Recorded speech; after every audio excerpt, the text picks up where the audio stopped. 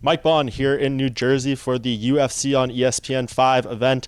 Here with Jon Anik, here to preview the card coming up on Saturday at the Prudential Center. Jon, interesting card. I think a little top heavy, but a great main event. I don't think it gets better than this on Saturday night. Colby Covington, Robbie Lawler, a awesome matchup in the welterweight division.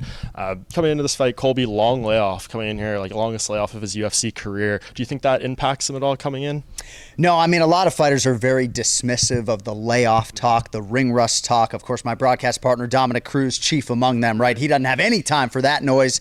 And I believe a guy like Colby Covington, who has the wrestling chops and just the right mentality for fighting, I don't expect him to be compromised in any way, shape, or form. I will say, though, you forget how good he is, right? Because he has been plagued by bouts of inactivity for one reason or another. Hasn't necessarily always been injuries. I know he had the deviated septum, but he hasn't been all that active really since 2015. So when you go back and watch the film, it's like, man, that's why he's so good. That's why he, in my mind, deserves the distinction as the betting favorite in this fight. But we're excited to have him back. Obviously, it's all in front of him, and he's fighting a guy who he's very familiar with. You know, we don't have much intel right now on those training sessions except what Covington is telling us. Robbie Lawler, as usual, is pretty tight-lipped about it. But I think Covington feels like he had some good moments in training with Robbie, and he's got a lot of confidence going in there tomorrow. Yeah, 100%. And the reason it's been such a long layoff, too, was he was waiting for the title shot. Right. He thought he was going to get that Woodley fight and then maybe Usman, and that didn't come to fruition. Were you surprised when this fight was announced? I know they needed a main event for this card. This wasn't the original location for the event.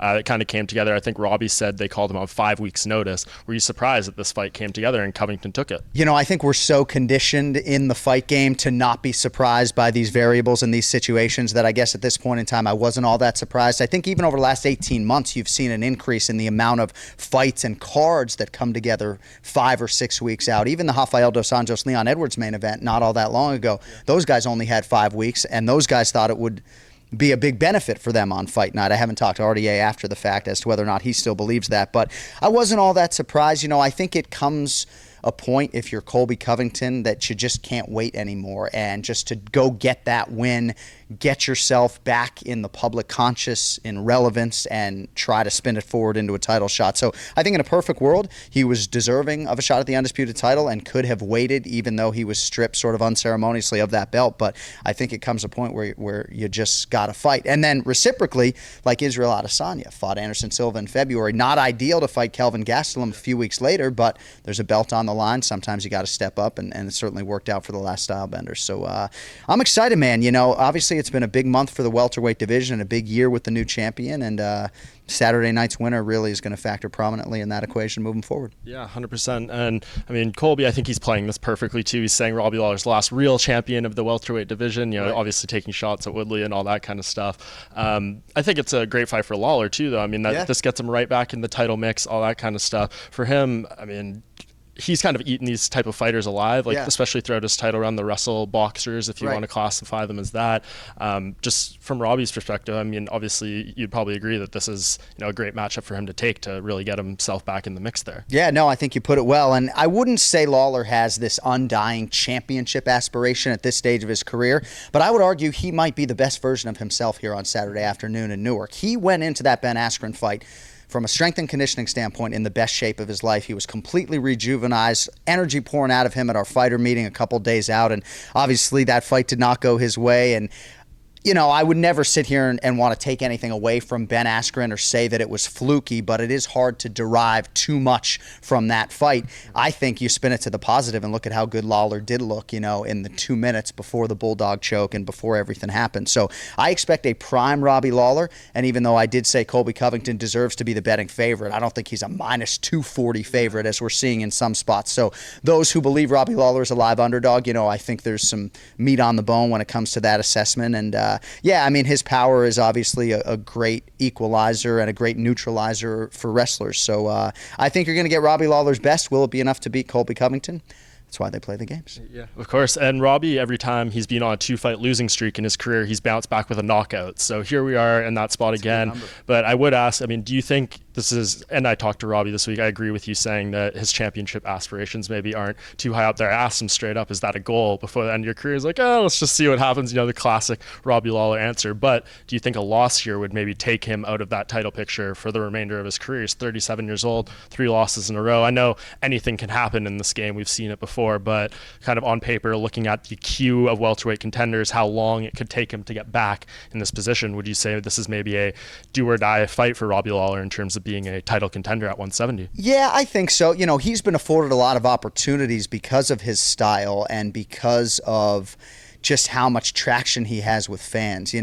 Old school fans, new school fans, everybody loves Ruthless Robbie Lawler, and I think the result is that he's been given some opportunities maybe when there are other guys who are on that same platform with him, and the shot has gone to Robbie Lawler. So, yeah, 3 straight losses in terms of championship pecking order or trajectory is never something you're looking for.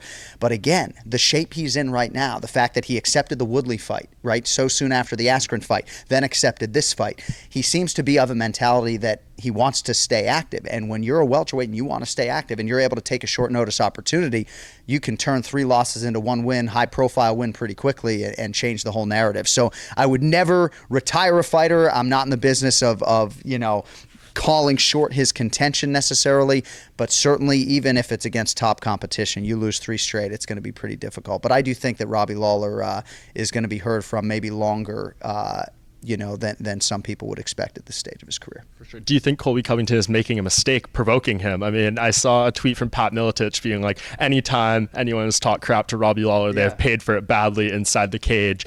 You talked to him this week, you asked him about the ATT stuff, why he left, the training sessions, all that stuff. He just wants nothing to do with it. He said, I don't pay attention to that stuff. I don't care what other people say. This is classic Robbie Lawler stuff. We absolutely know. It's no surprise, but you have to ask him the questions. Of course, it's the lead up to the fight. But do you think that pays dividends for him? Does he go in there maybe extra motivated, or do you think he legitimately doesn't hear any of this noise and it doesn't change his approach?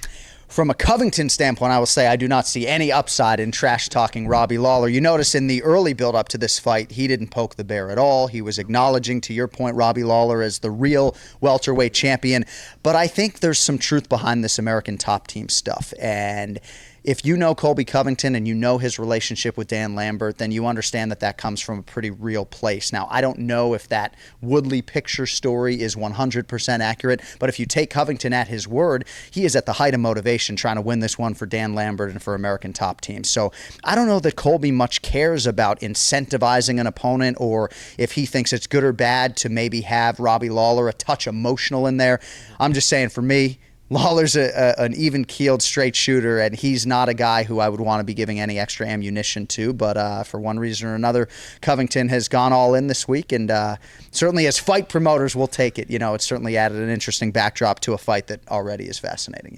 Yeah, and to your point about Colby and ATT, I was down there a couple months ago spending a few days. I don't know if this is peeling back the curtain too much, but when he says he is the team captain of ATT, I don't know if that's like a legitimate distinction that like anyone's assigned on him, but he was in there like working with all the younger guys. I saw him folding the towels in the gym and stuff. Like, this guy is true, real to that gym. It means a lot to him. So if anyone calls that part into question, like, he wears the ATT flag on his shirt. He was wearing an ATT shirt around when we did our interview on Wednesday. So he definitely rides hard for that gym. So I could see him using that as motivation, whatever the reason was for Robbie Lawler leaving. So that's a very interesting main event. In the co-headliner, 2 veterans, to put it lightly. This is the most combined experience we'll ever see in a UFC fight. 61st combined UFC appearance between Jim Miller and Clay Guida. Maybe not the most meaningful fight in the world in terms of like lightweight rankings or anything, but we did do a daily debate post over on MMA Junkie that we do, talking about these guys, if they never get a belt, they've had so much storied careers in the UFC. Are they UFC Hall of Famers if they never get a belt? Maybe one, the other, both, neither. What would you say to that? What do you think these guys, when all is said and done, if they never get that title, is it neither of them, one of them, both of them? What do you think? Well, it's a good question, and this is a great Mike Bohn fight, right? With all these numbers, 33 UFC fights on one side, 28 on the other.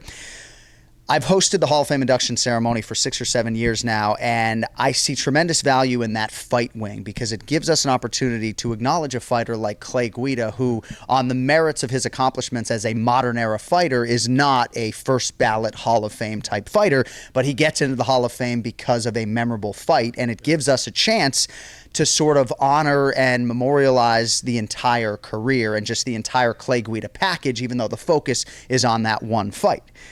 That being said, Diego Sanchez is a first ballot modern era Hall of Famer, and now he's in the fight wing. So what does that mean for his future as a modern era Hall of Famer? I don't know. So our Hall of Fame isn't perfect. I think the fight wing is a very effective tool to get guys into the Hall of Fame. I think if Jim Miller retires with 40 UFC appearances and 20 plus UFC wins or whatever it is, maybe he would have a case for inclusion. But I just don't know, without having competed for a championship or having won a championship at lightweight, how you could lay claim to being a Hall of Famer. I mean, Rafael dos Anjos, certainly a Hall of Famer for me as a former UFC lightweight champion who has gone on to contend at welterweight. He successfully defended that lightweight belt, and yet some people think RDA is a fringe Hall of Famer. So I have a looser ballot than some, but I don't necessarily think Guida or Miller, on the merits of their individual accomplishments, are modern era wing Hall of Famers. But let's not close the book on these careers just yet, right? Both of these guys have some momentum coming in here, and I think both would like to make one more run here, and they're certainly getting a co-main event showcase and everything that comes with it to try to sort of facilitate that goal. So yeah, and interestingly enough, you mentioned closing the book. I talked to both guys earlier in the week, and Jim Miller, I mean, when he had the Lyme disease situation, he had been very open that going into UFC 200, he thought that was going to be his final fight, and he's kind of figured all his medical stuff out. It seems like he's getting a bit of a second life, but he did say like the retirement fight is coming, and he actually said he's really excited for it. He's like, I want to assign that retirement fight because I want to know the last time I'm walking to that octagon that I'm leaving every single thing in there, and like I'm excited to have that feeling. But he's like, we'll see what happens, you know, take it fight by fight, all that kind of stuff. Clay Guida, on the other hand, was like, I don't think I've been ever further away from retirement at any point in my career than I am right now. Obviously coming off the win over BJ Penn, probably, you know, did a lot for his feelings regardless of what you think of BJ Penn right now. But in terms of the fight itself, some more stats we can throw out there. Yeah. Clay Guida, the most takedowns of any lightweight, active lightweight on the roster. Jim Miller, the most submission attempts. Yeah. Do you think we see this fight end up on the ground? And if so, I mean, do you think it's going to be more submission heavy from Miller's side, more, you know, dominance from Guida's side in terms of controlling it, or is it kind of just a flip of the coin once it hits the mat? Yeah, I mean, I think it's closer than the betting odds indicate, right? Jim Miller about a minus 180 favorite. I think it's closer. I do think Miller should be a slight favorite. You know, Miller loves to kick, and he kicks like a mule, so I think Guida might try to be opportunistic with his offensive wrestling game and try to use those kicks against Jim Miller. But certainly Miller, no picnic on the canvas when it comes to his submission game. And I think, too, just sort of going back to your point on Jim Miller, right? He had that big moment in April in front of his 4 children, submitting Jason Gonzalez. That was it. You ain't topping that. This is a home game for him in New Jersey. His kids aren't even here. He told me that too. So it does seem like Miller is starting to maybe have one foot out the door. Maybe he can get to 35 UFC appearances or so. But Clay Guida believes he's got 4 or 5 years left. But will he be the fresher fighter? I don't know. You know, it's not as though Jim Miller's out of the woods with the Lyme disease, right? I mean, he's found a good sort of medical protocol and a recovery protocol, but that's still something that could rear its ugly head. So fight to fight, you still don't know what you're getting out of Jim Miller. But it's going to be exciting as long as it lasts. You know, I do kind of think we're going to get a finish, so go bet on the decision prop. You know, no, but I think there's a good chance we get a finish, and I just think they're both going to get after it. I think there will be blood. I think the cut men will earn their money, and just excited for 2 really good guys that almost anyone in MMA would be hard-pressed to find a bad word to say about, and they deserve the chance, and we'll see what they can do with it. Yeah, definitely couldn't go this whole show without Jon Anik throwing out some betting advice there, so that's to be expected. It's always right there, you know, and one day when I'm not calling fights, I'll be betting on every one of them just like the rest of you. Beautiful. And as I said off the top, I mean, maybe not the most deep card of the year, but anything else stand out to you in terms of remaining fighters on the card? I think, you know, there's a few fighters coming off their first loss of their career, one of them being Antonia Shevchenko, who I think, you know, pretty, for her, disappointing effort against Roxanne Modafferi earlier this year, but she seems to be in a pretty good place. I spoke with her as well, and you know, she said it's kind of hard to not get motivated when you go home every day and there's 2 championship belts hanging on the wall, like one of the old one and the new one, of course, those belonging to Valentina Shevchenko. So I think, you know, she has seemingly the camp, the motivation, all those things right there in front of her to rebound, but I do wonder what her ceiling is like in this division. I mean, of course, her sister's the champion, so it maybe ends with a title fight or something, but how important for her do do you think it is to bounce back here? Well, huge, right? And she certainly talks like a fighter with legitimate championship goals, despite the fact that her sister looks largely unbeatable right now. Although you saw even last week, we've got some flyweights that are very intriguing. Jillian Robertson, Viviane Araujo, Macy Barber, of course. So if you think Shevchenko is going to go untested for years at a time, you're not necessarily paying attention. Of course, she's defending the belt for the second time in 3 months next week in Uruguay. But, when I get to this part of fight week, I mean, it's like, how long do you have, right? I mean, I could tell you Hannah Goldie and Miranda Granger, I've never seen them fight live before, of course, and I'm excited to see what they can do. I think both have a chance to be very competitive at strawweight once they get this flyweight fight out of the way, because, of course, it came together on short notice. But Nasrat Hakparas training under Firas Zahabi, getting a main card slot here against Joaquim Silva, who I am very high on. But I've never seen Hakparas fight live before, right? He's got some momentum now. The mini Kelvin Gastelum, yeah, he's good. People are calling him. Dude, I mean, that's it, right? How am I going to call his fight without dropping the mini KG? I mean, it's happening, But we get to this point of fight week, right, and we are so immersed in all 12 of these fights that I can make a case for any of these fight as fight of the night or one that I'm looking forward to. But certainly seeing Nasrat and just seeing what he can do against a guy in Silva that has all the heart and toughness you would ever want and every skill in the book and power and a Brazilian Jiu-Jitsu black belt that he can lean on. So that lightweight fight certainly jumps off the card for me, and obviously the co-main event and the main event. But, this main event really has traction. I mean, just even being here for 24 hours in Newark, people are excited about this main event, and just a lot of curiosity as to what Covington's going to be able to do against somebody as powerful as Robbie Lawler. So I'm excited, man. And you know what we're most excited about? 12 p.m. for the prelims, yes. Eastern Standard Time on ESPN. We like these matinees. Yeah, as do I. And last thing, I like to close out these preview shows with a little bit of a likely or unlikely. I'll throw a couple scenarios your way. You can tell me whether you think they're likely or unlikely. Cool. Colby Covington needs 5 or more takedowns to win this fight.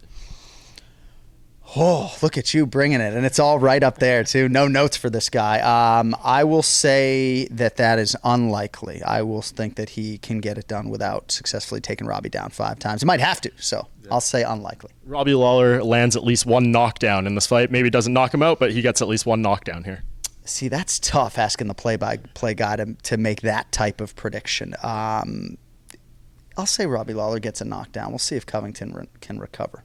All right, there you go. And if Colby Covington wins, he finally gets that undisputed welterweight title fight. Absolutely. Absolutely. He'd be impossible to deny. And even though he and Jorge Masvidal aren't as close as they were in the past, I mean, I remember when these guys were the best of friends, right? They're not as close as they used to be. They're still friends. And Abe Kawa and everybody in the Masvidal camp has certainly acknowledged Colby as the guy, and they are willing to step aside if Covington gets the job done. So it'll be interesting. I would love to have a camera on Jorge Gamebred Masvidal this weekend to see him watch that fight, because I think a big part of him would like to see Covington succeed, even though he has a history with Robbie Lawler as well. But certainly a Robbie Lawler win would clear the path for the 2019 Fighter of the Year, Jorge Masvidal, to get his crack at that undisputed welterweight title. So I don't know. I don't know that there's ever been a more exciting time at 170 pounds with respect to Georges St. Pierre than there is right now. And I do think if Colby wins, though, the promotion will certainly do right by him and give him the shot at the undisputed title. Definitely. And you mentioned too, and your point from that too, yeah, Colby definitely stirring it up a little bit. We talked earlier this week and he said, I'm Batman, Jorge's Robin. So yeah, that's an interesting little comment there. But another one on the main event, if Robbie Lawler does win, does he sneak in there for a title shot? I don't think he does. Again, if that's the decision promotionally they make, power to him. But how do you deny Jorge Masvidal? He goes into London, he knocks out Darren Till viciously, right? Then he produces the fastest knockout in UFC history against Ben Askren, that some are calling the singular greatest knockout in UFC history. Edson Barboza still has the top slot for me, but how do you deny him, right? It's like if you're looking for the ultimate statement, the ultimate highlight, he bounced Askren from the ranks of the unbeaten in 5 seconds. I just don't know how you deny that resume, even if Lawler goes out and knocks Colby Covington out in the first round. I think he'd honestly have to knock him out in 4 seconds, or that shot would be Masvidal's. I really do. Yeah, I tend to agree. And last one, the Toronto Raptors make it further in the NBA playoffs next season than the Boston Celtics. Oh, I don't see that necessarily, but I do like the Toronto Raptors head coach. I felt like Dwayne Casey had to go, and of course the proof is in the pudding. They won a world championship. All respect to Dwayne Casey, but I love the Raptors organizationally from the GM on down. But Kemba Walker's a man on a mission, and I'm excited to see what he can do as the lead horse in Boston. I think both those teams are in that 4-5 mix, but forced to choose right now, man. I mean, as much as I love you, I got to go with the C's. I think they'll win 49, 51 games and sneak into that 3 seed. Yeah, I have my doubts as well, but we'll see what happens. Nevertheless, that does it for us. Really thanks, Jon Anik, the voice of the UFC. This means a lot to me. I mean, as I had mentioned, it's my 6-year anniversary with MMA Junkie today. This man was the first person in MMA to ever give me an interview back in 2011. So to see how far you've come, really awesome to see you, man. Just keep killing it on these UFC broadcasts. Thank you so much. Thank you, buddy. And likewise to you. I believe I met this guy when he couldn't drink in an American bar. So now he's coming up on 29 years old. But a pleasure to see your success and good to be with you today, man. Appreciate it, John. Pleasure.